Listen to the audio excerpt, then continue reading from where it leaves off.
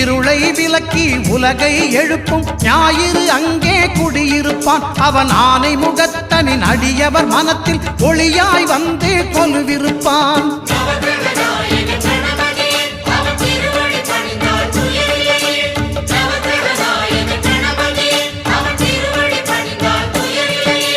ஒன்பது கோளும் ஒன்றாய் காண அங்கு கற்பகம் என்னும் கடவுளின் மெய்யில்